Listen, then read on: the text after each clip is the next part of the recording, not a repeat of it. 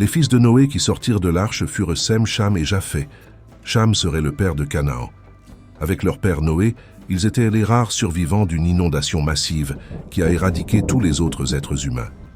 Noé était l'homme que Dieu a choisi comme étant exceptionnellement bon et droit. Cela s'est produit lorsque les Néphilim ont commencé à se démarquer. Dans le livre de Genèse 6, verset 9, il est écrit que Noé était un homme juste, droit dans sa mauvaise génération, et qu'il marchait avec Dieu. Dieu a décidé de purifier la terre corrompue par un grand déluge et a choisi de recommencer avec Noé, sa femme, ses fils et les femmes de ses fils, ainsi qu'une paire de chaque type de créature vivante.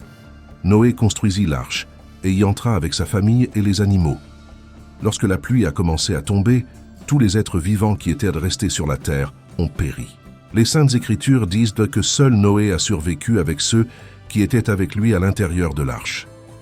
Lorsque les eaux du déluge se sont finalement retirées, Dieu a appelé Noé et sa famille, y compris son fils Cham, à quitter l'arche avec tous les animaux.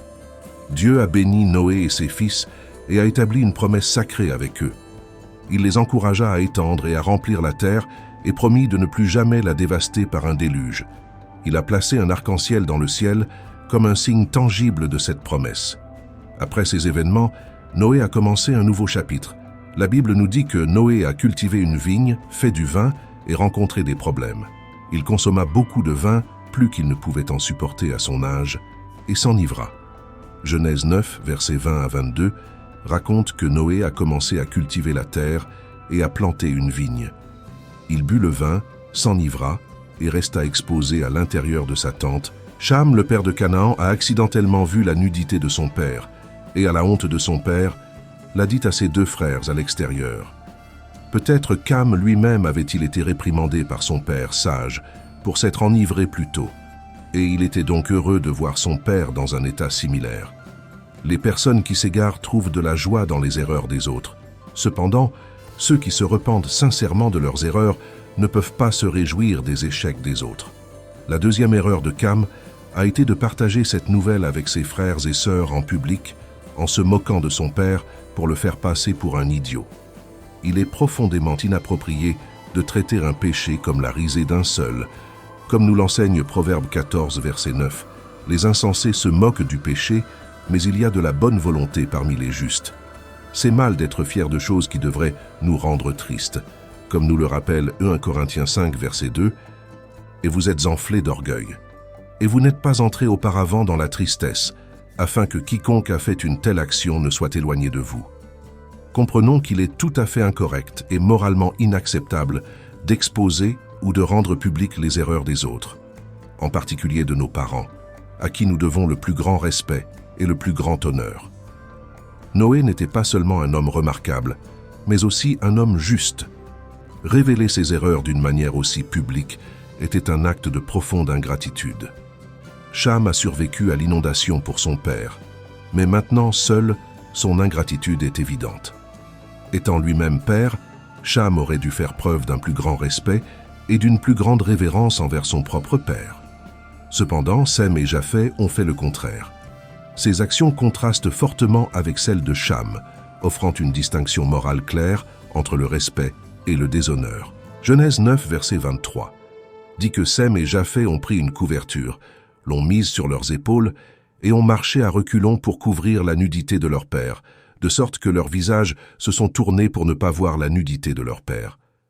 Non seulement ils refusèrent de regarder, mais ils s'assuraient aussi que personne d'autre ne pouvait voir en nous, apprenant à être gentils avec les erreurs des autres.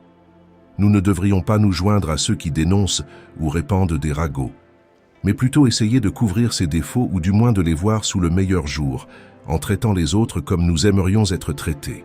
Rappelez-vous, nous devons couvrir les erreurs de chacun d'un manteau d'amour, comme on nous l'enseigne dans 1 Pierre 4, verset 8.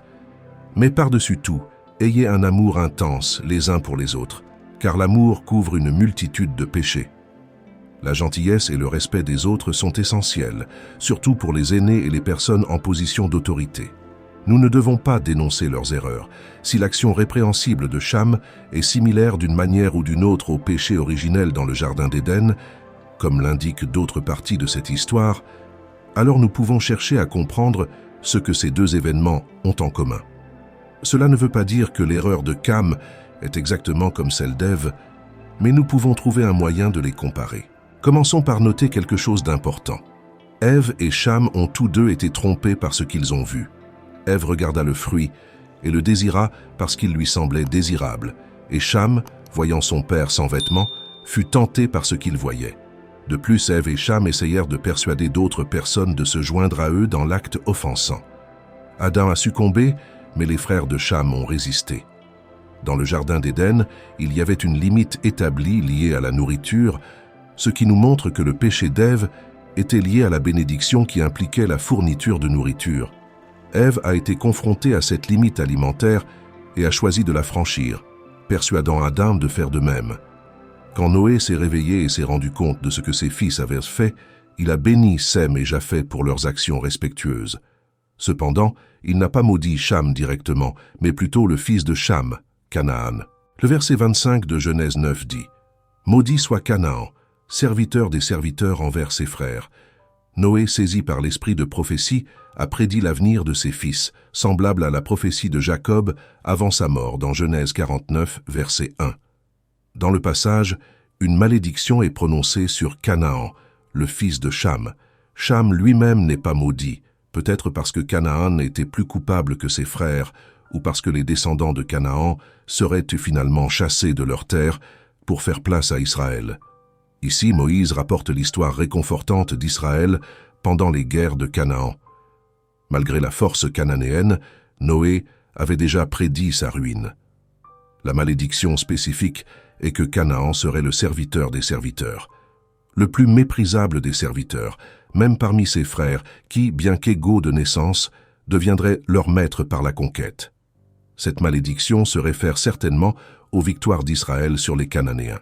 À la suite de ces victoires, les Cananéens furent soit mis à mort par l'épée, soit soumis à un tribut. Cela ne s'est produit qu'environ 800 ans après que cette malédiction ait été prononcée. Il est important de noter que les péchés des pères retombent souvent sur leurs enfants, surtout lorsque les enfants adoptent les mauvaises manières de leurs parents et ne font rien pour briser le cycle du mal. Quiconque apporte la honte et le déshonneur aux autres, en particulier à ses propres parents, mérite d'être humilié. Un enfant irrespectueux qui se moque de ses parents n'est pas digne du titre de fils et devrait être traité comme un serviteur sous contrat ou même comme le plus bas parmi ses propres frères et sœurs. Les malédictions divines peuvent prendre un certain temps à faire effet, mais elles finissent par se concrétiser. Bien qu'elle soit sous la malédiction de l'esclavage, la famille a longtemps dominé. Cela montre qu'une famille, un peuple ou un individu peut être sous la malédiction de Dieu et pourtant prospérer pendant un certain temps, jusqu'à ce que leur méchanceté atteigne sa limite. Beaucoup de ceux qui sont destinés à la destruction ne sont pas encore prêts pour cela, alors n'envie pas les pécheurs dans ton cœur. Il est intéressant de noter que dans l'histoire, une bénédiction a été accordée à Sem et Japheth. Il est important de comprendre que les bénédictions et les malédictions ont deux éléments communs. Leur impact n'est souvent pas limité à l'individu, s'étendant aux familles, aux tribus, aux sociétés ou même à des nations entières. C'est similaire à ce que nous voyons dans l'histoire de Cam. Une fois qu'une bénédiction ou une malédiction est promulguée, elle peut persister d'une génération à l'autre jusqu'à ce que quelque chose se produise pour annuler ses effets. De nombreuses bénédictions et malédictions mentionnées dans la parole de Dieu en relation avec les patriarches ont continué à opérer pendant près de 4000 ans et sont toujours en vigueur aujourd'hui. Les générations maudites peuvent être confrontées à des situations répétitives ou à des modèles de comportement qui ne sont pas facilement expliqués par leurs expériences personnelles ou les événements de la vie seule. La cause profonde de ces situations remonte à l'Antiquité, voire à des milliers d'années.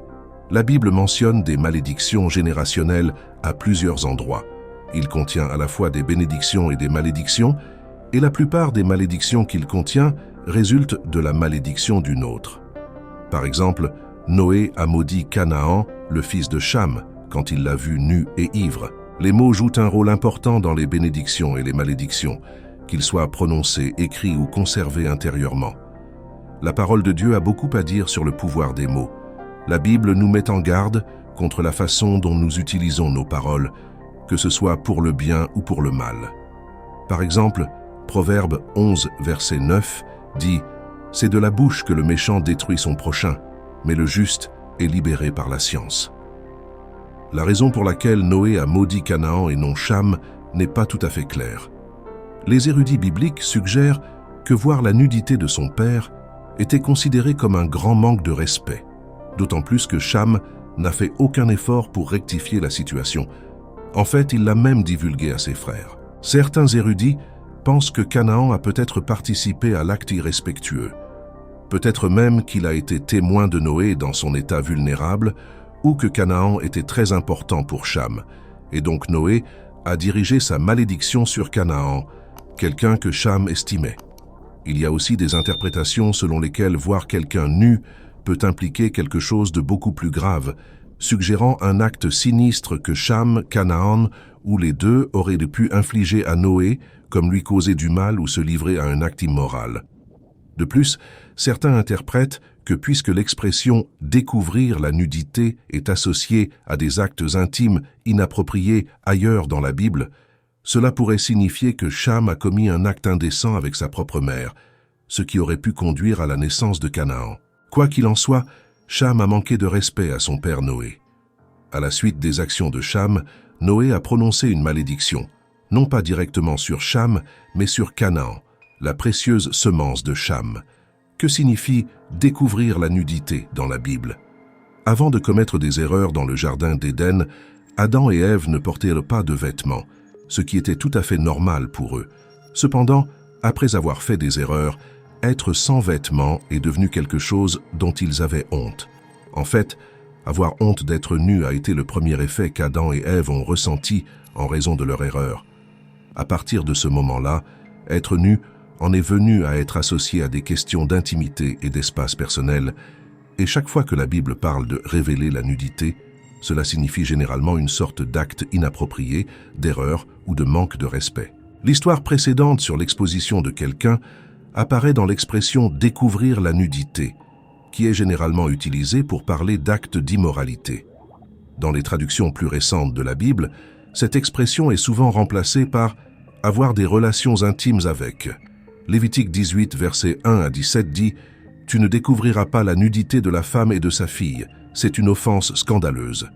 Certains versets, comme Deutéronome 22, verset 30, indiquent clairement à un homme de ne pas avoir de relation avec sa belle-mère, car il s'agit d'un acte de manque de respect envers son père, décrit comme « découvrir la nudité de son père » dans la Bible. Lorsqu'un homme s'engage avec une femme qui a été avec son père, il fait honte à son père. C'est ce qu'illustre Absalom, le fils du roi David, qui souligne la gravité de son délit. Dans 2 Samuel 16, verset 22, dans un geste audacieux et irrespectueux, Absalom a ouvertement déclaré qu'il était impliqué avec les concubines de son père. Cette action était plus qu'une invasion de l'espace personnel de son père. C'était un affront direct au commandement explicite de Dieu. Maudit soit l'homme qui couche avec la femme de son père, car il viole le lit de son père. Deutéronome 27, verset 20. 5 faits sur les malédictions. Numéro 1. Les malédictions sont chargées d'un pouvoir surnaturel.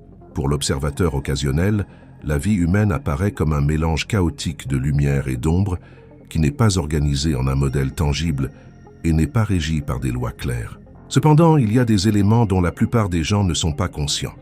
La parole de Dieu rend évident que les forces des malédictions et des bénédictions sont à l'œuvre. Les malédictions et les bénédictions sont des mots chargés d'un pouvoir surnaturel. Peut-être est-ce la puissance de Dieu, peut-être la puissance du diable. Ce sont des mots qui envahissent les vies et, dans une large mesure, déterminent leur destin. Deuxièmement, la première malédiction de la Bible s'est produite seulement 200 ans avant la malédiction de Canaan.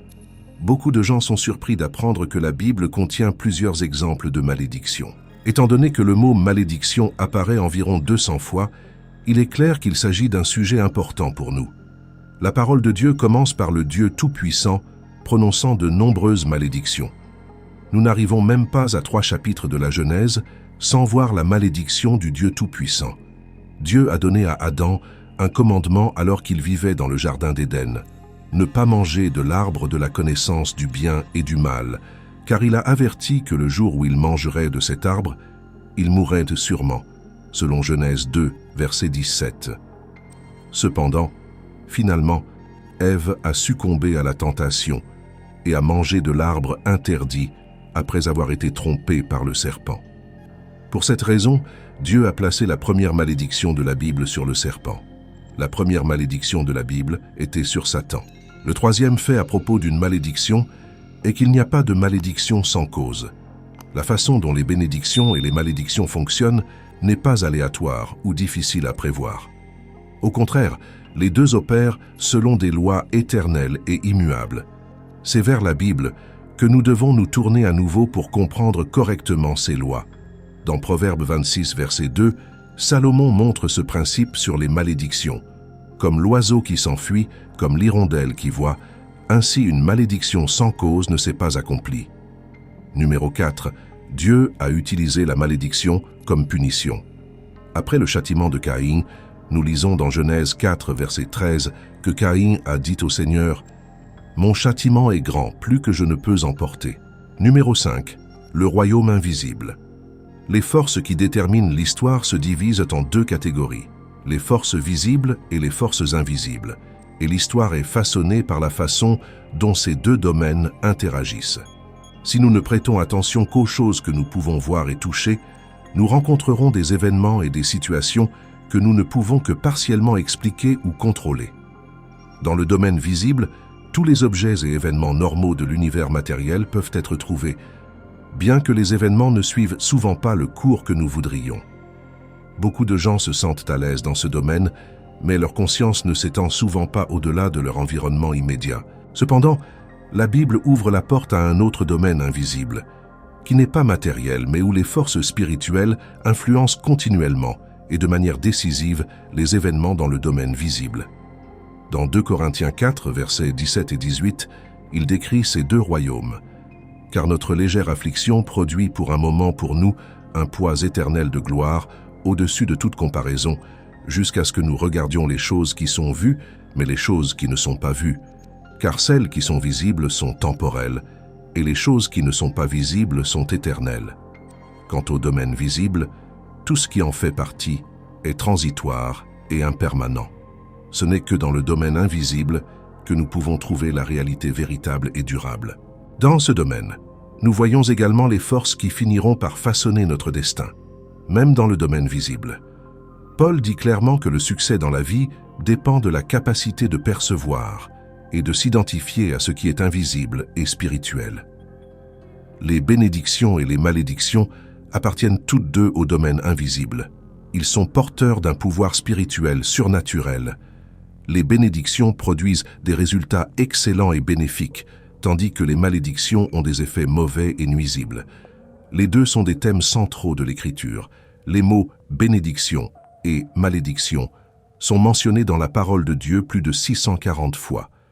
Dieu bénit ceux qui l'honorent de telle manière qu'il leur confère le plus grand honneur et le plus grand bonheur imaginable, selon Genèse 9, versets 26 et 27. Il dit aussi « Béni soit le Seigneur, le Dieu de Sem, et Canaan soit son serviteur. Que Dieu agrandisse le pays de Japheth, et qu'il habite dans les tentes de Sem, et Canaan soit son serviteur. Veillez attentivement, car il nomme le Seigneur comme le Dieu de Sem, et vraiment bénis sont ceux dont le Dieu est le Seigneur, comme il est écrit dans le psaume 144, verset 15, que les peuples sont bénis et favorisés dans de telles circonstances. Heureux ceux dont le Dieu est le Seigneur. Cette même bénédiction a été accordée à Abraham et à ses descendants, le Dieu du ciel se sentant honoré d'être connu comme leur Dieu. Heureux, prospères et bénis sont les gens dont le Dieu est le Seigneur. Dans Hébreux 11, verset 16, nous voyons qu'ils aspiraient à un pays meilleur, un pays céleste. Pour cette raison, Dieu n'a pas honte d'être appelé leur Dieu, même s'il est surnommé le Dieu d'Abraham, d'Isaac et de Jacob, car il leur a préparé une ville. Saint a été récompensé pour son respect pour son Père, car le Seigneur lui a accordé l'honneur d'être son Dieu. Cet honneur est plus que suffisant en récompense de tous les services que nous rendons et des souffrances que nous endurons en son nom.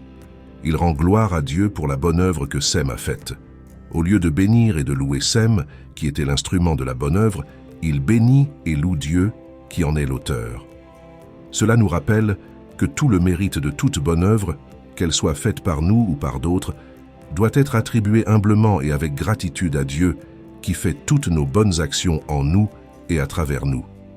Quand nous voyons des gens faire de bonnes œuvres, ce n'est pas eux qui doivent le glorifier, mais notre Père. Matthieu 5, verset 16 nous dit « Que ta lumière brille ainsi devant les hommes, afin qu'ils voient tes bonnes œuvres, et qu'ils glorifient ton Père qui est dans les cieux. » Ainsi, lorsque David a fait l'éloge d'Abigaïl, c'était comme s'il remerciait aussi Dieu de l'avoir envoyé. C'est un véritable honneur et un privilège spécial de travailler pour Dieu et d'être utilisé par lui pour accomplir de bonnes œuvres. De la même manière, Noé a prédit que Dieu traiterait si bien Sem et ses descendants que tout le monde verrait que Dieu était vraiment le Dieu de Sem. Beaucoup de gens remercieraient Dieu pour cela. Béni soit le Seigneur, le Dieu de Sem. D'ailleurs, Canaan finirait par servir Sem. Il sera ton serviteur. Souvenez-vous de ceci. Si vous avez le Seigneur comme votre Dieu, il vous donnera à la fois honneur et influence. Il bénit aussi Japheth et dit que dans les pays lointains où vivraient les descendants de Japheth, Dieu étendrait le territoire de Japheth et qu'il vivrait aux côtés de Sem. Japheth est béni par les richesses du pays. Dieu augmentera le pays de Japheth, sa descendance et son territoire. Les descendants de Japheth ont rempli l'Europe, une grande partie de l'Asie et peut-être même l'Amérique. Rappelez-vous, nous devons reconnaître Dieu dans chaque croissance et expansion que nous expérimentons. Sem reçoit les bénédictions du ciel. Dieu résidera avec les descendants de Sem, ce qui signifie que Jésus viendra de la lignée de Sem et à travers sa famille, l'Église prospérera. C'était le moment de partager le droit d'aînesse entre Sem et Japheth. Puisque Cham n'était plus considéré, Sem et Japheth partageraient tous deux la direction, mais Canaan les servirait. Japheth reçoit une double portion, indiquant une expansion significative de Dieu. Cependant, Sem se voit confier le rôle spirituel, car Dieu fera sa demeure avec la famille de Sem. En vérité, être avec Dieu est beaucoup plus précieux que n'importe quelle richesse matérielle. Vivre humblement avec Dieu est de loin supérieur à vivre dans le luxe sans lui. À Salem, où la présence de Dieu se fait sentir, il y a plus de joie que dans tous les lieux riches sans lui. Troisièmement, tous deux ont la domination sur Canaan. Canaan sera son serviteur. Quand Japheth rejoint Sem, Canaan tombe devant eux deux. Lorsque des étrangers deviennent des amis, des ennemis deviennent des serviteurs, ce qui est finalement arrivé à Japheth et Sem après le grand déluge. Japheth et ses frères ont en fait augmenté en nombre et se sont répandus dans tout le pays. Japheth a eu 7 fils et ils s'appelaient Gomer, Magog, Madaï, Javan, Tubal, Méchec et Tiras, selon Genèse 10, 2. Les descendants de Japheth se composaient de différents groupes qui vivaient au bord de la mer, comme mentionné au verset 5. La famille comprenait également les Perses, les Grecs, les Romains, les Scythes et les Macédoniens. La famille de Japheth s'est agrandie et s'est répandue dans toute l'Asie et l'Europe. Ils ont même atteint l'Amérique du Nord, établissant des colonies. Cette croissance correspondait à ce que Noé avait prédit pour Japheth, qui était une grande expansion. Sem, ses frères et leurs femmes ont obéi à l'instruction de Dieu de repeupler la terre de Jan. L'arbre généalogique de Sem a donné naissance à de nombreux groupes, les Assyriens et les Chaldéens, de ce que nous connaissons aujourd'hui comme le sud de l'Irak, les Élamites, les Araméens, les Moabites, les Ammonites, les Arabes et les Hébreux. Le terme sémitique vient du nom de Sem. L'arrière-petit-fils de Sem, Héber, est à l'origine du nom hébreu, lié à des figures telles qu'Abraham dans la communauté juive. Pour plus de détails sur Sem et ses descendants, vous pouvez vous référer aux chapitres 10 et 11 de la Genèse. Sem a eu de nombreux descendants. Il a vécu une vie longue et bien remplie et est mort à l'âge de 600 ans, selon Genèse 11, 10, 11. Sem avait 100 ans lorsqu'il devint le père d'Arphaxad 2 ans après le déluge, et il vécut encore 500 ans après la naissance d'Arphaxad, ayant d'autres fils et filles. Sem est mentionné dans le Nouveau Testament comme un ancêtre de Jésus dans Luc 3, 36. En dehors du fait qu'il est le père de Cush, Mizraïm et Canaan, la Bible n'offre pas d'autres informations sur Cham. Dans certains cas, elle se réfère à l'Égypte comme au pays de Cham, comme dans le psaume 78, 51. Il tua tous les premiers-nés d'Égypte, les premiers-nés de sa force, dans les tentes du pays de Cham. De nombreuses affirmations absurdes ont été faites, comme l'idée que les Noirs ou les Africains descendent du chien. La Bible ne dit clairement pas que les Noirs ou les Africains sont des descendants de Cham. Quand Noé a maudit le fils de Cham pour qu'il soit serviteur, il n'a pas du tout mentionné sa race. De plus, lorsque la Bible se réfère à l'Égypte comme la terre de Cham, elle ne fait aucune revendication sur la race. Les Israélites, descendants de Sem, le frère de Cham, ont fini par être esclaves en Égypte. Cela montre que les récits de la Bible ne relient pas ces événements à la race. Il est important pour nous de comprendre l'histoire de la malédiction de Cham, également appelée malédiction de Canaan. Il est crucial que nous comprenions la valeur du respect, en particulier le respect des parents. Bien que nous ne comprenions peut-être pas entièrement pourquoi le fait que Cham ait vu son père nu était considéré comme un péché, ce qu'il a fait était mal et a entraîné un péché contre son père.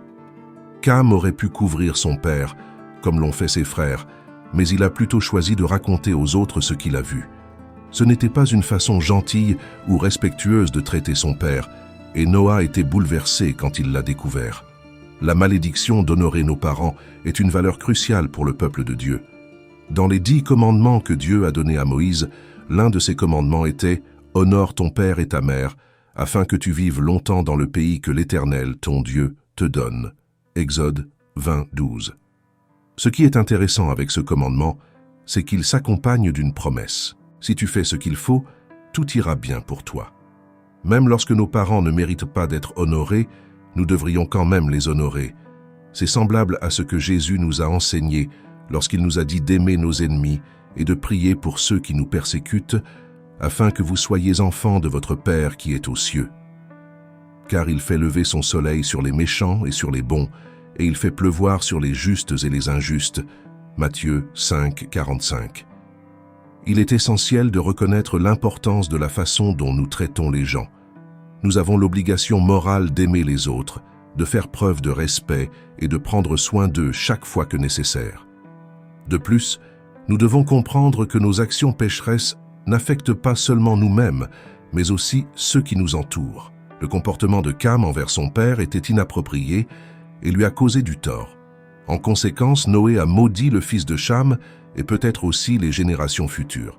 Il est essentiel de reconnaître l'importance de la façon dont nous traitons les gens en faisant preuve de respect et d'attention chaque fois que nécessaire. Les actions pécheresses de Cham n'ont pas seulement affecté lui-même, mais aussi ceux qui l'entouraient, leur causant du mal.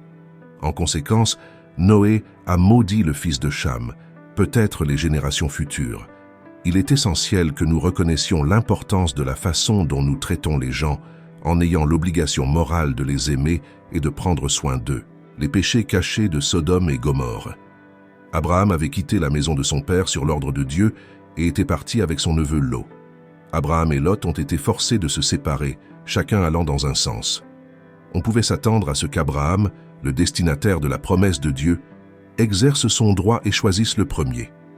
Mais il a gracieusement donné à Lot le premier choix. Lot a pris sa décision en se basant uniquement sur des considérations humaines, se contentant de la graisse de la terre. La décision d'Abraham de laisser Lot choisir en premier était sans aucun doute une décision basée sur la foi, Abraham se concentrant sur les choses spirituelles, c'est-à-dire la promesse de Dieu, plutôt que sur les choses temporelles. La décision de Lot était complètement égoïste, et il quitta Abraham et partit pour les montagnes. Lot regarda et vit toute la plaine de la vallée du Jourdain qui était fertile et bien arrosée, ressemblant au jardin du Seigneur. Lot dressa sa tente près de Sodome, où les hommes étaient extrêmement méchants et péchèrent beaucoup devant le Seigneur. Plus tard, au chapitre 19, leur méchanceté est révélée. Lot est mis en contraste avec Abraham, qui a reçu l'ordre de lever les yeux et de regarder ce que Lot a fait de lui-même. 3 hommes rendirent visite à Abraham près des grands chênes de Mamré à Hébron. C'est là que le Seigneur apparut à Abraham, assis à l'entrée de la tente, dans la chaleur du jour. Quand il leva les yeux et qu'il vit, voici, 3 hommes se tenaient devant lui. Quand il les vit, il courut à leur rencontre par l'entrée de la tente, se jeta à terre et dit, « Seigneur, si j'ai maintenant obtenu grâce à tes yeux, je te prie de ne pas t'éloigner de ton serviteur. S'il vous plaît, apportez de l'eau, lavez-vous les pieds et reposez-vous sous l'arbre. » J'apporterai un morceau de pain pour qu'ils reprennent des forces, puis ils pourront continuer leur voyage, car c'est ainsi qu'ils sont venus à la rencontre de ton serviteur. » Et ils dirent, « Fais ce que tu as dit. » Alors Abraham courut à la tente où se trouvait Sarah et dit, « Prépare rapidement 3 mesures de farine fine, pétris-la et fais du pain. » Abraham courut aussi vers le troupeau, prit un veau tendre et bon, et le donna au serviteur, qui se hâta de le préparer. Il apporta du lait caillé et du lait, et le veau qu'il avait préparé et placé devant eux. Et il se tint à côté d'eux sous l'arbre pendant qu'ils mangeaient. Ils lui demandèrent alors, « Où est Sarah, ta femme ?» Et il répondit, « C'est dans la tente. » Il dit, « Je reviendrai certainement vers toi dans 1 an, et c'est ici que Sarah, ta femme, aura un fils. » Et Sarah écoutait l'entrée de la tente derrière lui. Abraham et Sarah étaient âgés, avancés en âge. Sarah avait dépassé l'âge d'avoir des enfants.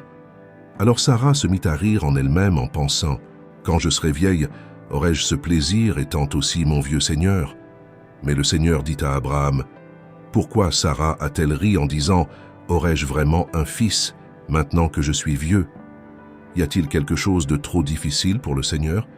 À l'heure fixée, je reviendrai vers vous l'année prochaine, et Sarah aura un fils. » Sarah l'a nié en disant, « Ne riez pas », parce qu'elle avait peur. Il a dit, « Non, mais vous avez ri. » Alors les hommes se levèrent et regardèrent dans la direction de Sodome, et Abraham les accompagna pour les renvoyer. Le Seigneur a dit, « Je cacherai à Abraham ce que je vais faire, car il deviendra une nation grande et puissante, et en lui toutes les nations de la terre seront bénies. Car je l'ai choisi pour commander à ses enfants et à sa maison après lui de garder la voie du Seigneur, en pratiquant la justice et le jugement, afin que le Seigneur fasse venir sur Abraham ce qu'il a dit de lui. » Et il continuait, « Le cri contre Sodome et Gomorrhe est si grand, et leur péché si grave, que je descendrai pour voir si ce qu'ils ont fait correspond au cri qui m'est parvenu. Et si ce n'est pas le cas, je le saurai. » Alors les hommes se retournèrent et allèrent vers Sodome, mais Abraham était toujours devant le Seigneur. Abraham s'approcha et dit, « Allez-vous vraiment détruire les justes avec les méchants? Supposons qu'il y ait 50 justes dans la ville, allez-vous quand même la détruire et ne pas épargner l'endroit pour le bien des 50 justes qui s'y trouvent? Loin de toi l'idée de faire une telle chose, de tuer les justes avec les méchants, afin que les justes et les méchants soient traités de la même manière. Loin de vous. Le juge de toute la terre ne fera-t-il pas justice? » Alors le Seigneur dit, « Si je trouve à Sodome 50 justes dans la ville, j'épargnerai tout le lieu à cause d'eux. » Et Abraham répondit, « Voici, j'ai osé parler à l'Éternel, bien que ce ne soit que poussière et cendre. Et s'il en reste 5 pour les 50 justes, allez-vous détruire toute la ville pour l'amour de 5? » Et il a dit, « Je ne le détruirai pas si je le trouve là. » Et Abraham continua à lui parler et lui dit, « Et s'il n'en trouve que 40? » Et il a répondu, « À cause des 40, je ne le ferai pas. » Alors Abraham dit, « Que le Seigneur ne se fâche pas, je parlerai. Et si on n'en trouvait que 30? » Et il a dit, « Je ne le ferai pas si j'en rencontre 30. » Abraham dit, « Voici, j'ai osé parler au Seigneur. Et si seulement 20 s'y trouvaient? » Et il répondit, « À cause des 20, je ne le détruirai pas. » Puis il dit, « Que le Seigneur ne se fâche pas, et je ne parlerai encore qu'une fois de cela.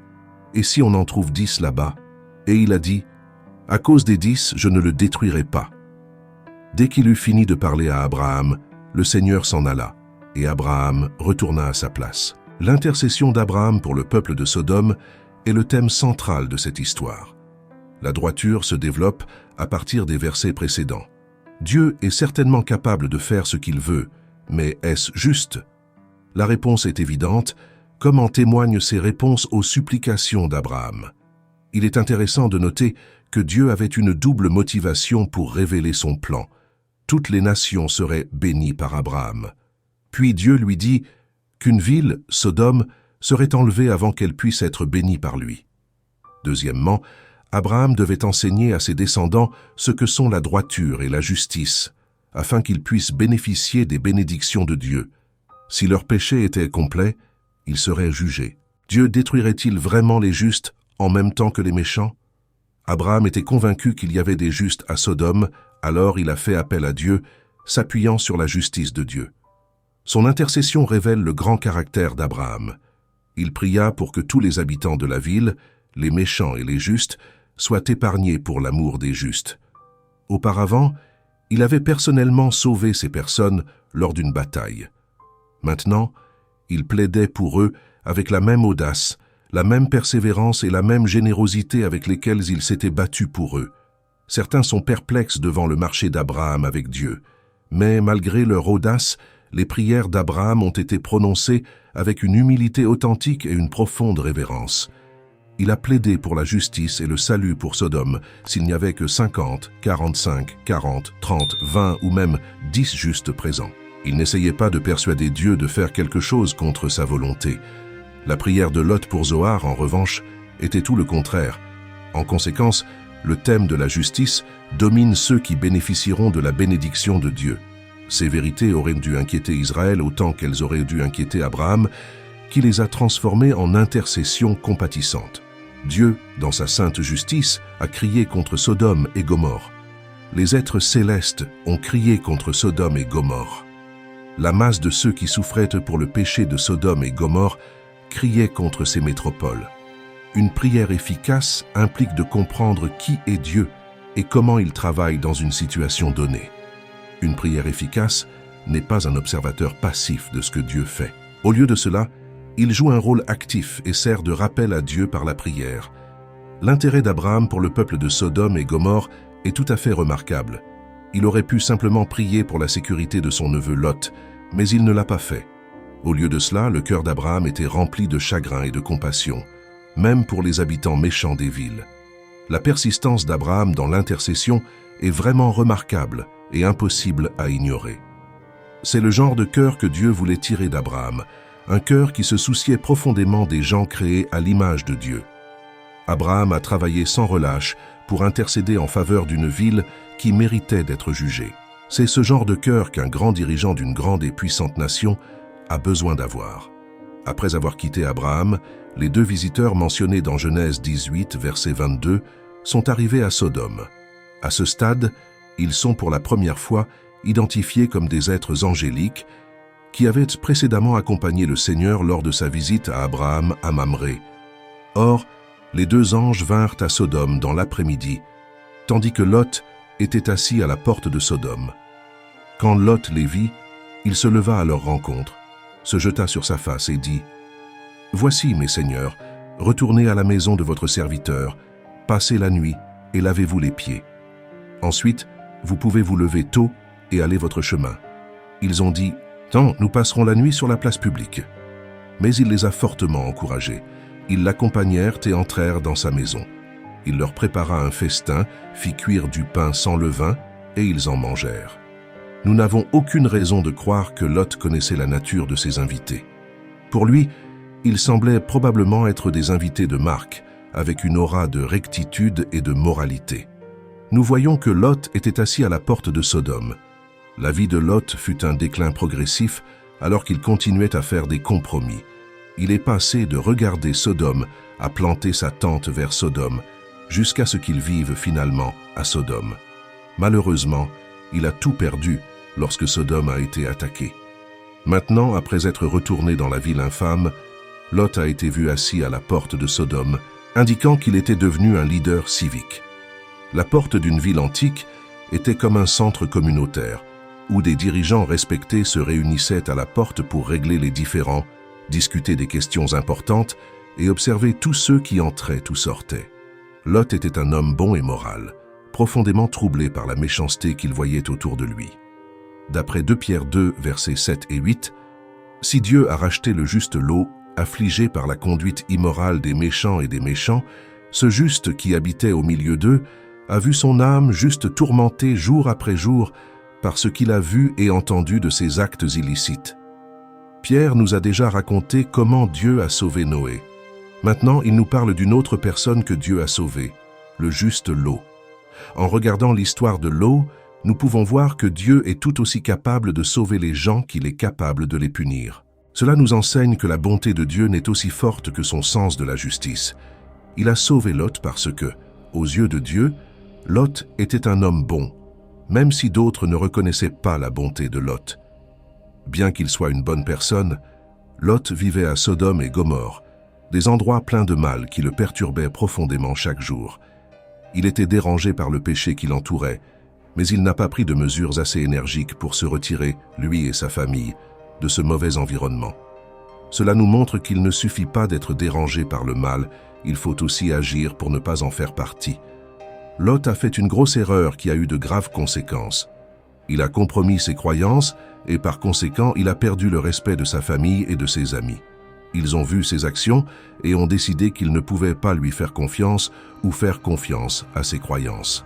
Par conséquent, aucun d'entre eux n'a été sauvé. C'est une leçon puissante sur l'importance de rester fidèle à ce en quoi vous croyez, quoi qu'il arrive. Nous lisons aussi quelque chose de grand sur l'insistance de Lot à aider les anges. Lot était très insistant pour inviter les visiteurs chez lui. Normalement, il était courant d'offrir l'hospitalité aux invités, mais la façon dont il le faisait était différente. Il était extrêmement anxieux et pressant dans son invitation. Cela montre que parfois la façon dont nous faisons quelque chose peut être tout aussi importante que ce que nous faisons. Genèse 19, versets 4 et 5, nous dit qu'avant d'aller se coucher, les hommes de la ville, les hommes de Sodome entourèrent la maison, jeunes et vieux, tout le peuple de tous les coins, et appelèrent Lot, lui disant « Où sont les hommes qui sont venus vers toi cette nuit? Faites-les sortir, pour que nous puissions avoir des relations avec eux. » Les habitants de Sodome n'avaient aucun respect pour les deux invités. Ils ignoraient toute la règle de la bonté et de la décence, poussés par leurs propres désirs cruels et erronés. Nous lisons que les hommes de la ville, jeunes et vieux,